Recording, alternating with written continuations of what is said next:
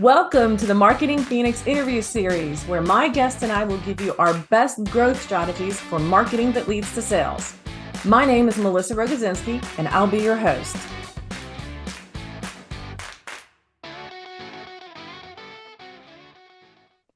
Today, I'm delighted to have my colleague and friend, Joy Holley, attorney and legal technology consultant, as our guest. Welcome, Joy.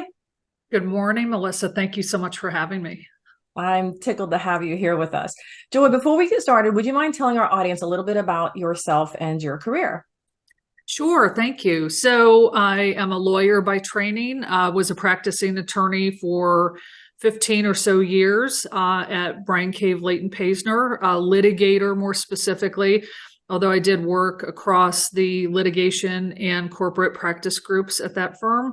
Then I shifted to the business services side. I ran a group that was staff attorneys and technologists. We started as an eDiscovery group and then pivoted to expand our services over time to include all types of services that involve leveraging technology and alternative staffing in advancement of all types of engagements to streamline processes and to create efficiencies for better value for the client. So did that for about 12 years. Then I moved to become the director of legal operations at Edward Jones, built that out for about 2 years. And then for the past year, I've been a legal technologist and legal operations consultant. Thank you. Thank you, Joy. For our audience, Joy and I are going to discuss a couple of articles that she recently wrote for eDiscovery Today. And I'll just go ahead and say that these articles put a major issue literally front and center on stage. So we're going to talk a little bit about women in legal tech and specifically women in AI.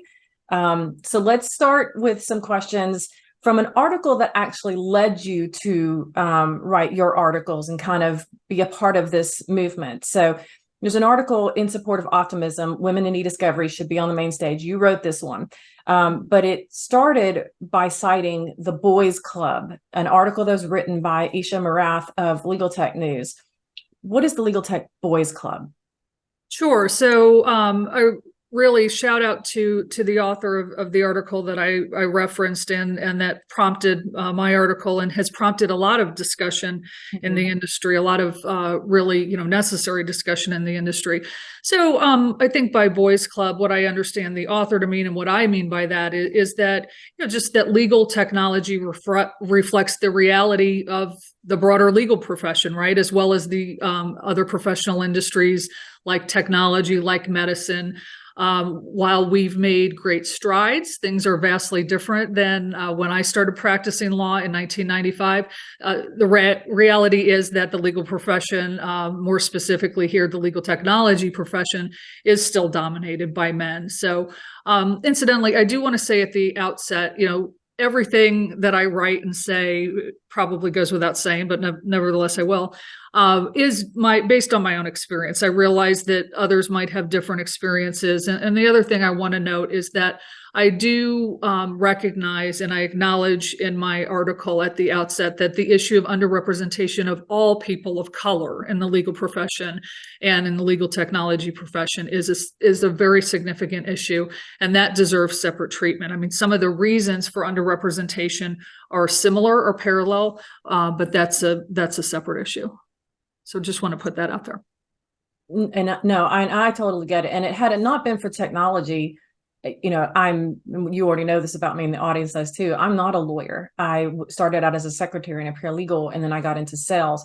And it was because of technology in that sales role that I had the opportunity to carve out the career that I did. But I'm with you in that I've watched this over the last 20 years evolve. We've made some strides. And then there's people like you and me and other colleagues that we have that, we've been able to accomplish that, but there's still a lot of work to do. And it takes people like us and men like Doug Austin, Steve Salkin, Jared Correa, and lots of other men in our lives who they recognize our value and that it's not questioned, and they help to open doors that need to be opened. Right. I mean, that's the other thing I want to be very clear about is there are a number of amazing, incredible male allies in the industry. So nothing that any of us are saying is meant to, to diminish that advocacy and the mentorship that I've had throughout my career by, many mentors, including, the biggest one being my former boss and legal technologist, John Alber. So I want to be clear about that as well. So thank you for bringing that up. Of course, of course. Okay, so the article states that women in legal tech admit to not self-declaring as experts on generative AI.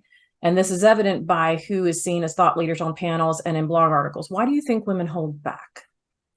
So I think it was Nikki Shaver who first recognized that that trend, or that observed that was the case when people on LinkedIn and other platforms sought to crowdsource list of AI experts, that they were predominantly men who came to mind and who were listed. Interestingly, Nikki is widely recognized as an AI thought leader and expert. So I think it's great that she's been one of the leaders of this discussion. I wouldn't say, I always hesitate about saying anything categorically about a group of people, including women, in terms of why or whether they hold back. So I think that, certainly there are plenty of women who are out there who are, have very strong social media profiles, strong industry profiles, and, reputations as authorities who speak frequently on these issues. So, people like Nikki come to mind, Kat Casey, Maura Grossman, Ariana Tadler, Kelly Twigger, those are just a few. And I think they're professionals whose roles include that PR piece, that piece where they're out there on the conference circuit, they're out there speaking at panels, and that's sort of part of their job is to be prolific and to provide thought leadership on these types of issues. I do think it's true, though, certainly, and there's studies on this, and it's been true in my experience that that some women are less likely to raise their hand first. They're maybe willing to speak with authority about issues that they deal with when they're called on or asked to do that, but may not be as willing to seek out opportunities affirmatively to be on these panels or to attend these conferences. So I do see a change in that. I think that's one of the benefits of having the long careers that we've had is I can see changes and trends in how things are moving. And I think that in the past 5 or 6 years, and as we move into this next phase of AI, the Gen AI phenomenon, that I'm seeing more women willing to step in and to say, yes, I know about this issue and I can speak to this issue. So that's part of the reason I wrote the article is I think that we're witnessing a change here. We're witnessing a pivot, and we need to recognize that and take hold of it and encourage that. So, I mean, writing the articles, that's you raising your hand. And I recently put out an article about copyright issues in AI. And one of the things I mentioned about that was there's so much information about these legal technologies that are integrating AI, all of the funding that's going into that. There have been articles addressing, copyright issues or defamation, things like that. They're out there, but they keep getting overshadowed by all of the news about the technologies and the money that's going into it.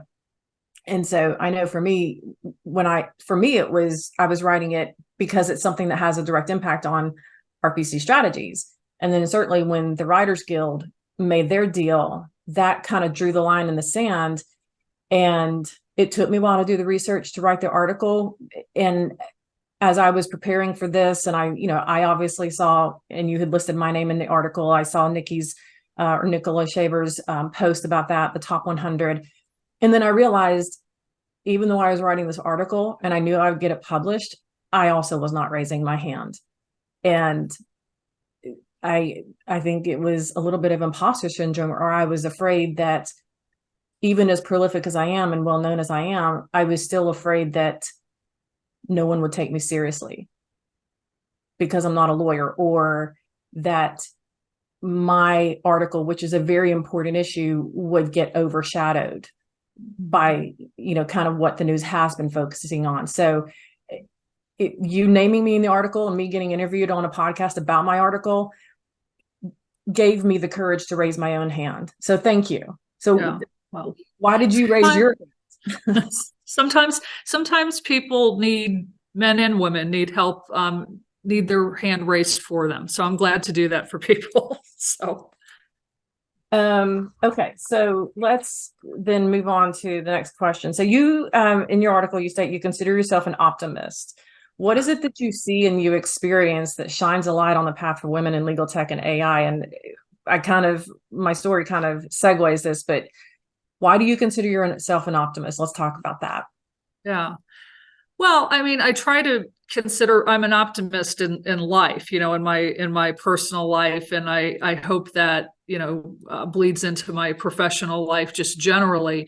And as I said, I mean, one of the benefits of having had, a horizon of a legal career for, over 25 years is I've gotten to see the arc of progress, right? And there have been tremendous strives and toward progress in some of these areas. And I don't diminish at all, that we have a long ways to go. The road is long, but I do see, and I think it has something to do with the pandemic. I think with the renewed engagement, enthusiasm, excitement that I see, in the industry generally. And, we're focused on conferences and panels and thought leadership here. Just in the past 12 months or so, which interestingly coincides with the emergence of ChatGPT and many of these Gen AI technologies.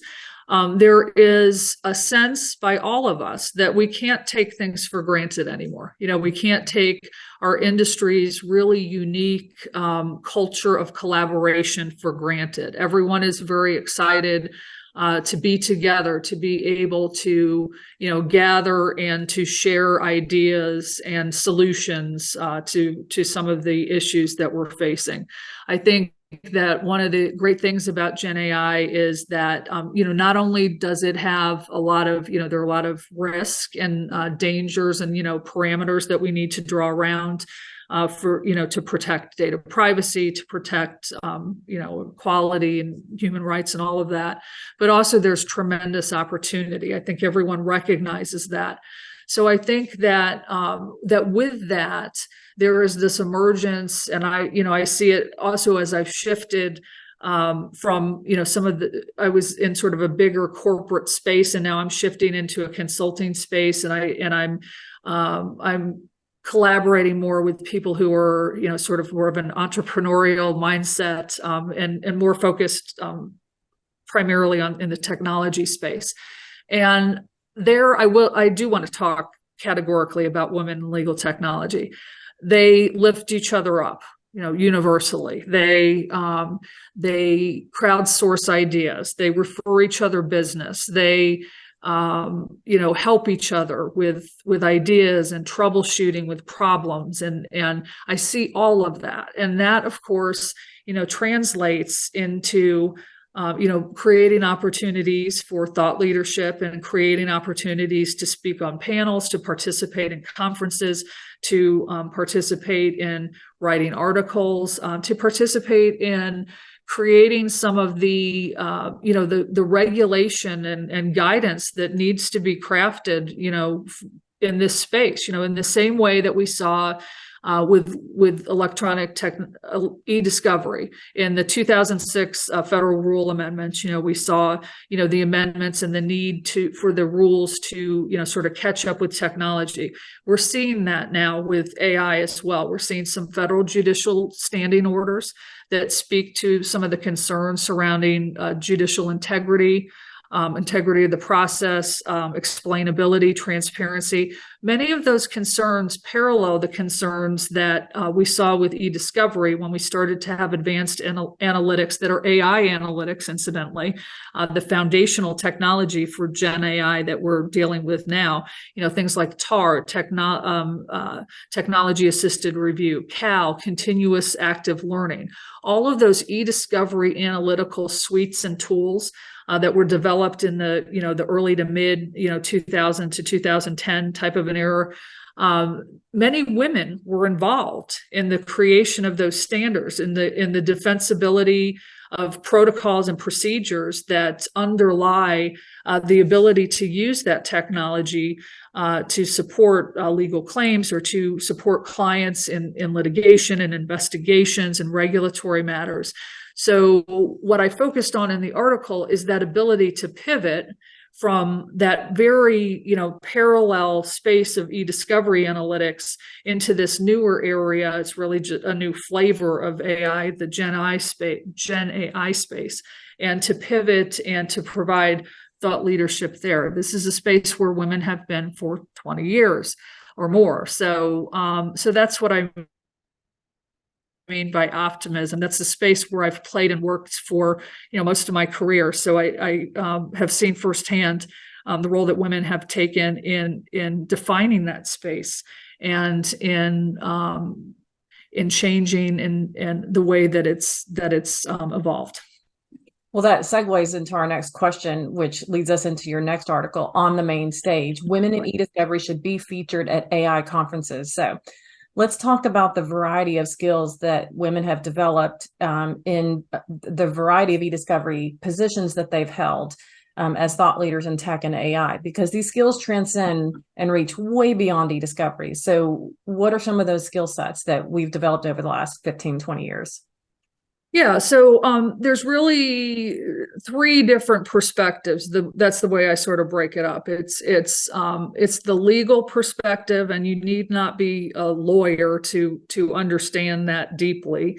There's the technical perspective, people who understand how this technology works and operates at a deep level, and then the business perspective, those who either on the law firm side, the corporate side, or the provider side are dealing with the business angle of how these things work, operate, and how these relationships operate between the different players in the legal industry. So one of my observations in the article is that we're really only scratching the surface at these conferences that we're seeing this calendar year. They're really talking about, for the most part, 101 level type of defining AI, distinguishing Gen AI from different types of AI, and very basic elementary stuff. When women and others in the industry, and more specifically the eDiscovery industry is what I focused on, because of the maturity of that industry, that technical and analytical industry, are dealing with much more complex issues that we're going to have to get to in the Gen AI space. So I'm talking about things like information governance and knowledge management. How do you go about identifying the information that you want to use for in a Gen AI type of initiative, and how do you get ready to use it? How do you structure it and make sure it's in a format and make sure that it's ready to use? How do you determine what you're going to use? Selection of AI technology, many parallels between the types of due diligence and the rigorous standards for selecting vendors and oversight of vendors in the eDiscovery space that we are seeing in the Gen AI space. And more specifically, the American Bar Association has issued a resolution, number 112, which came out in 2019, which gives specific questions to consider asking AI vendors with respect to applications of AI in the legal and judicial spaces. So a lot of experience there that eDiscovery professionals can translate the procedures and policies for due diligence for vendors there. And incidentally, many of the vendors in the Gen AI space are going to be vendors that we're already dealing with in the eDiscovery space. When you think about, Thomson Reuters that purchased Casetext and CoCounsel, and Lexis has its its own Gen AI capabilities coming out. Microsoft is Copilot is they're introducing enhancements to the Microsoft Office suite of tools, things like this. So you're going to be seeing it first in existing contracts, existing vendors that you're already doing business with. Building AI business use cases. Everyone wants to use AI, and firms want to use AI or do AI. What do you mean by that? What are your first use cases going to be? Identifying those and structuring those, defining those, and then implementing them and building them out, processes so that they can be successful. eDiscovery professionals are very very proficient at doing that, at defining a process and carrying it out through legal project management strategies. So that type of a thing. The implementation and adoption. Their eDiscovery professionals have for many years, changed platforms with the eDiscovery technology, various updates, upgrades, new enhancements of technologies. They are accustomed to introducing those to users on an enterprise basis and making sure that technology is adopted and used appropriately through training and change management strategies. Again, the development of defensible protocols. We can anticipate that judges and other regulation is going to build up around having to when called upon, explain, what did you do here? You used AI. How did you use it? And how did you come up with this output? So having to explain the steps to how you got from A to D. And again, with the advanced eDiscovery analytics, eDiscovery professionals are accustomed to having to do that type of documentation to present to a court, to present to a regulatory authority, to sort of prove themselves and show the backup, show the math, so to speak. And then also, the important issue of how you monetize AI services. The purpose of integrating AI into your legal practice ultimately is to enhance client service. And the purpose of that, obviously, like any other investment, is to increase the value of your practice. So how are you going to monetize that? Are you going to determine success by increased productivity? Are you going to be able to charge your client for your use of AI by some kind of alternative fee measure? Or how are you going to demonstrate to them the value and the defensibility of your use of AI so that they feel comfortable with you using it and also see it as a market differentiator? So those types of issues are all things that women specifically in eDiscovery have been focused on for many years.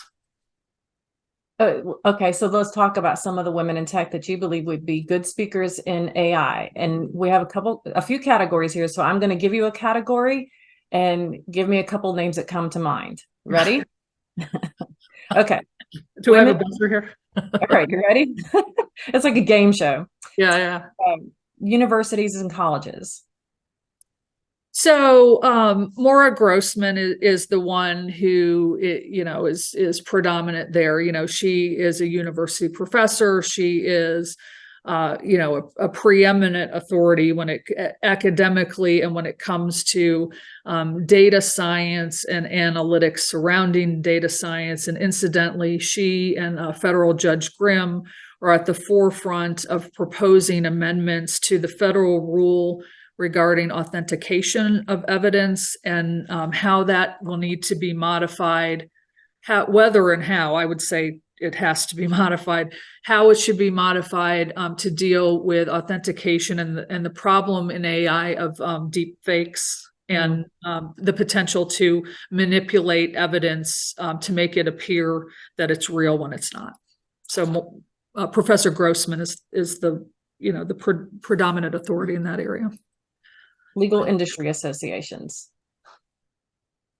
So Joy Heath Rush is the obvious one there, the CEO of the International Legal Technology Association, which is the premier legal member legal technology association in the industry.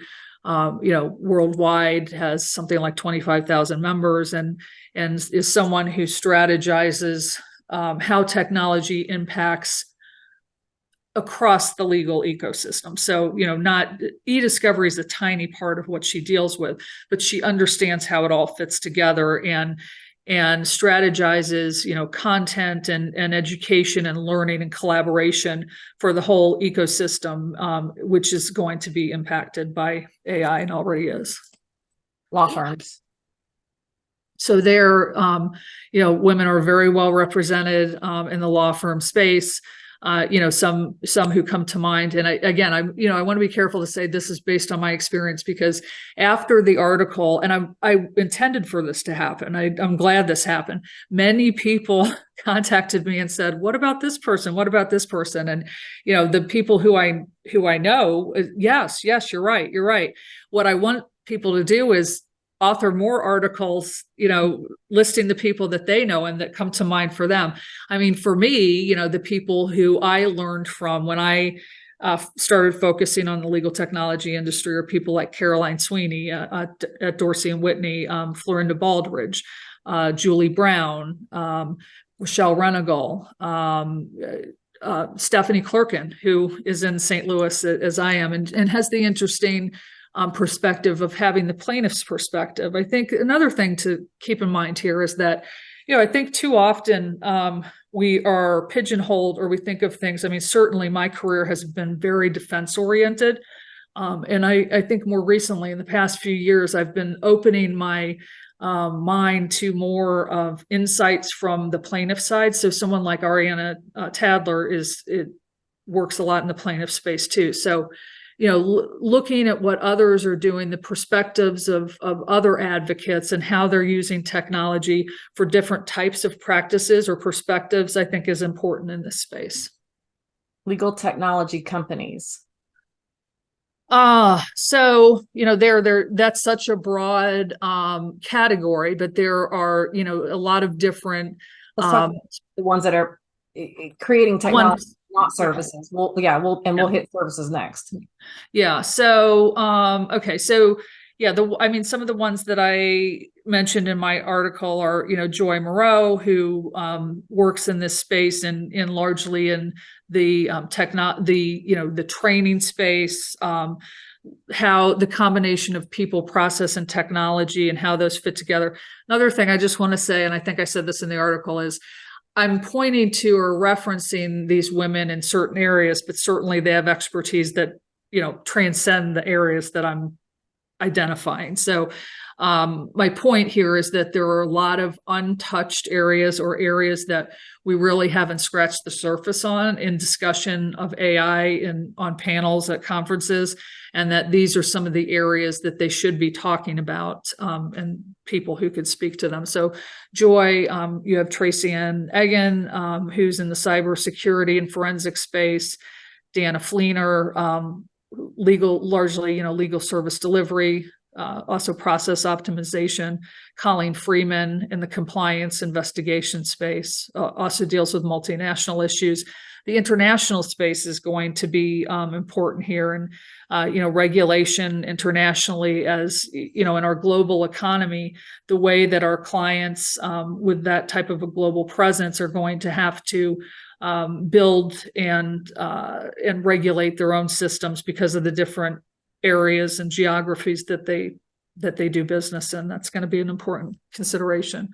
Maribel Rivera, who's been, a powerhouse in the industry for many years in the marketing and brand development area, things like that. Beth Finkel, data privacy. Also, she is could speak to on a national level to the women in eDiscovery, the professional association type of a, I think it's important, and we'll probably see, women in AI, there's probably going to be some kind of an association form there. So how do you do that? What are the types of, structures and organizations that would be helpful to promoting, women in this industry, in this space? Someone like Beth could speak to that. Debbie Reynolds, who is really a prolific writer and speaker in the data privacy space, in the big data privacy space. And then Monica Harris in engineering and product development are some of the people who I named as, as being, in a really good position to pivot to speak to Gen AI. And then finally, consultants to legal industry firms, law firms that are consulting to law firms, consulting to other technology providers and service providers or developers. Consulting. Sure. So there, Cheryl Wilson Griffin, sort of, who I know has been a guest on your podcast, is really someone who comes to mind at the top of the list, who has worked in the law firm space, the provider space. She has her own great consultancy right now and is doing a lot of a great educational series right now in October on AI that people should check out. Kalina Leopold, who has worked for several startups and currently is working for Lupul. Yours truly, Melissa, and the work you do at RPC Strategies is you have a lot that you can teach the Gen AI entrepreneurs and startups with what you do. Manu Razavi, who is also in the media space and the marketing space, are some who come to mind. Okay, so let's talk about Bob Ambrogi started this. Nicola Shaver picked it up, and then that's kind of where all this flurry started. So let's talk about Legal Top's top 100 in AI.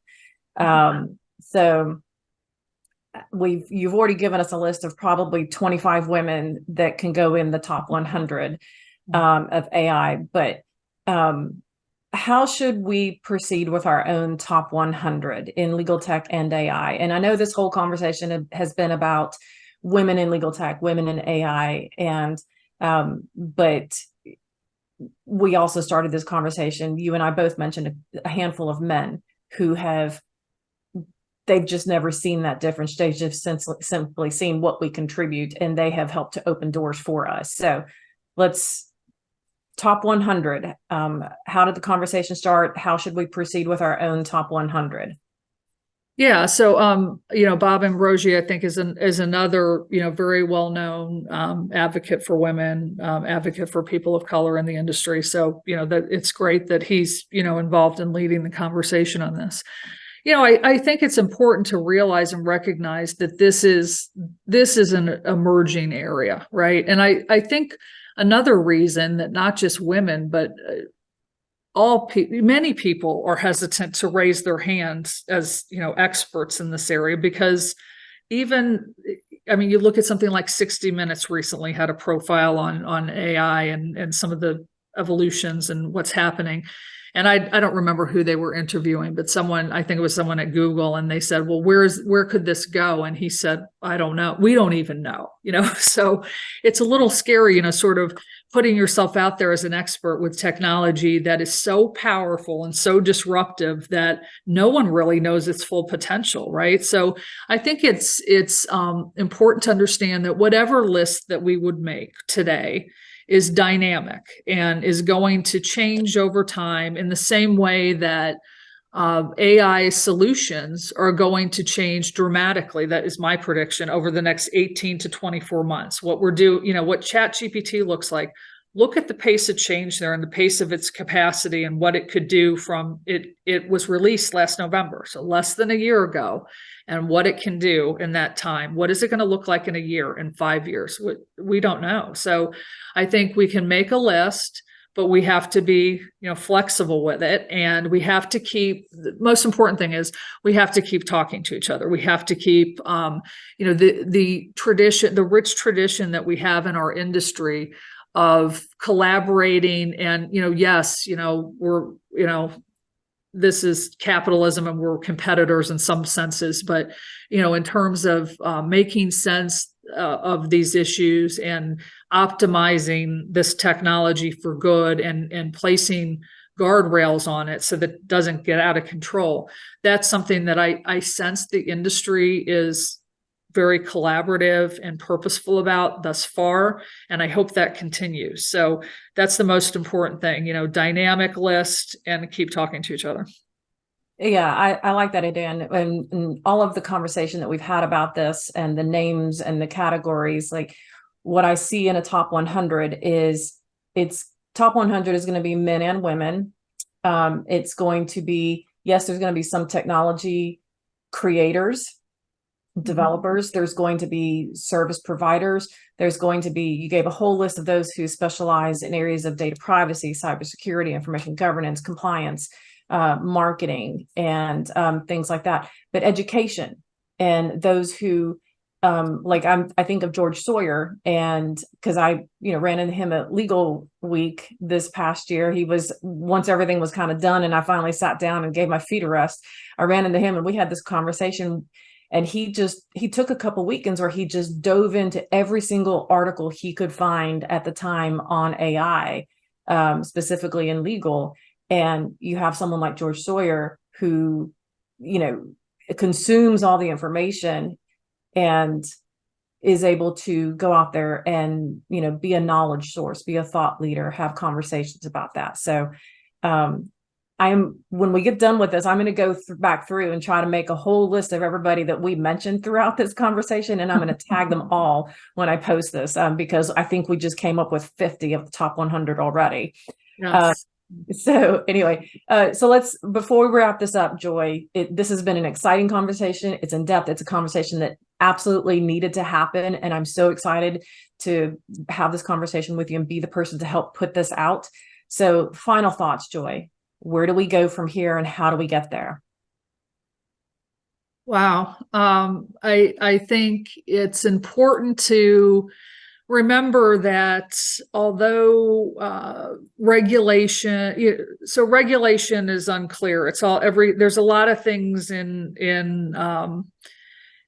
queue and unclear as far as what things are going to look like. But we do have a lot of standards, and in the legal space, a lot of ethical standards already that we can apply to our use of these tools. I think it's important to keep that in the front of our minds, our ethical responsibilities. And it's my position that you don't have to be a lawyer to have ethical responsibilities in how you use technology that is powerful like this, that has the ability to truly change people's lives in good and bad ways. So I think we have to be, one of the great things about the type of training we have as legal professionals is it makes us really good at troubleshooting and identifying and analyzing risk and what could go wrong. But it also means that we have a lot of creativity about what could go right and what the potential for something, especially technology.